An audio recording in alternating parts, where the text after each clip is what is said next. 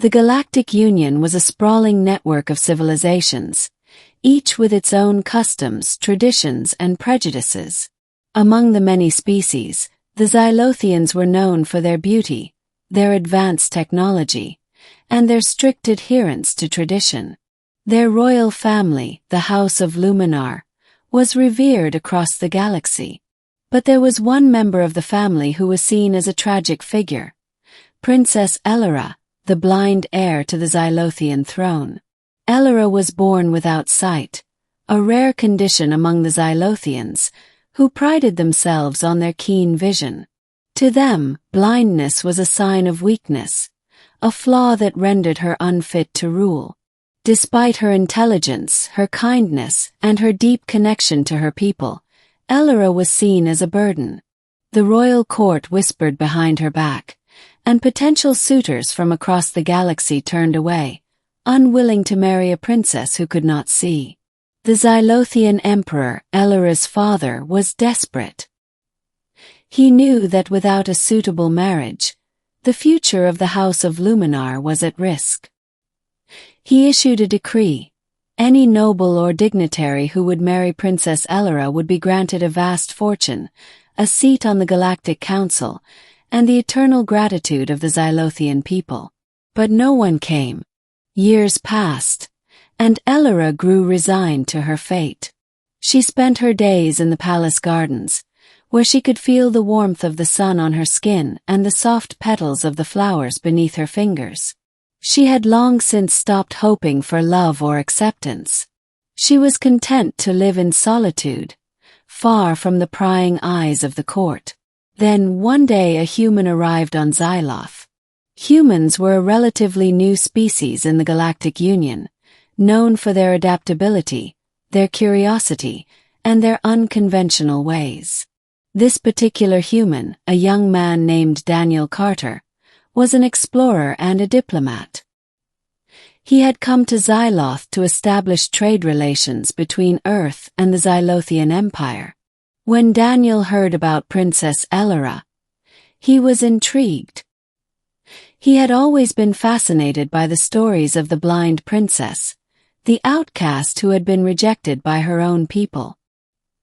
He requested an audience with the emperor, not as a suitor, but as a curious observer.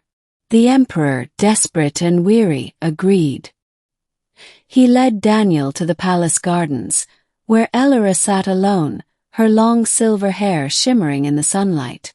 She turned her head as they approached, her milky white eyes gazing in their direction. "Father," she asked, her voice soft and melodic. "Xelari, this is Daniel Carter, a human diplomat," the emperor said, his tone heavy with resignation. "He has come to meet you." Xelari smiled faintly. "Another curious visitor, come to see the blind princess. Welcome, Daniel Carter.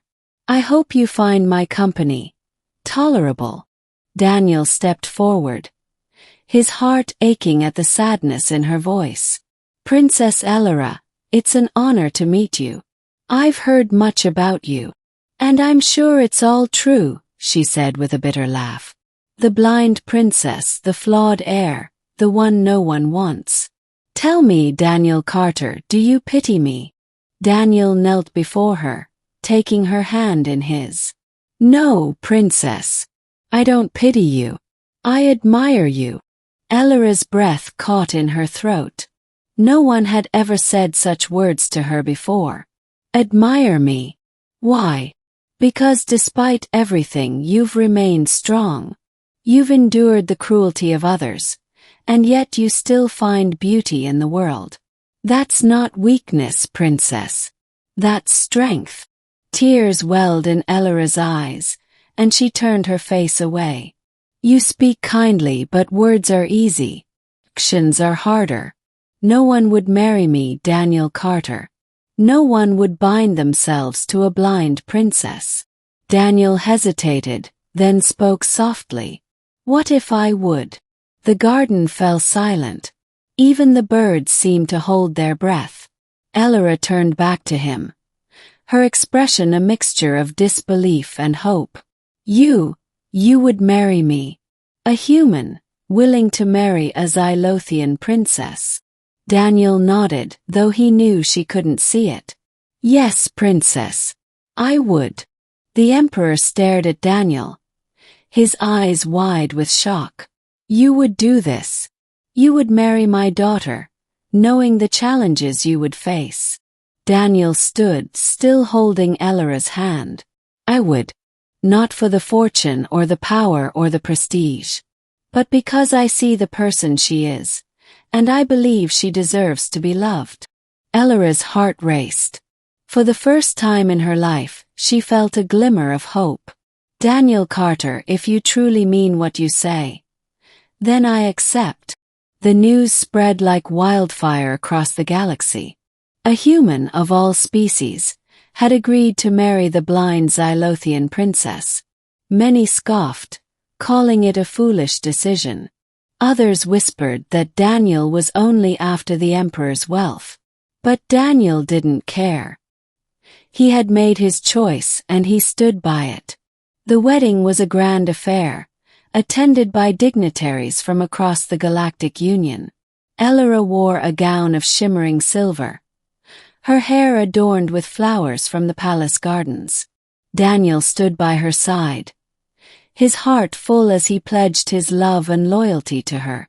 As the ceremony concluded, Elara turned to Daniel, her voice trembling with emotion. Thank you, Daniel, for seeing me as I am, and for giving me a chance to be happy. Daniel smiled, lifting her hand to his lips. Elara, you are the most remarkable person I've ever met.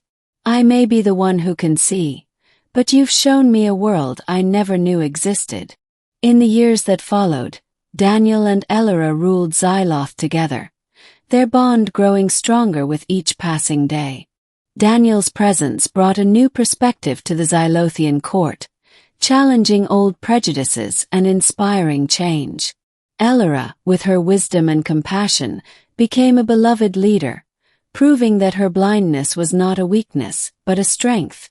Together they showed the galaxy that love knows no boundaries, and that true strength lies in acceptance and understanding.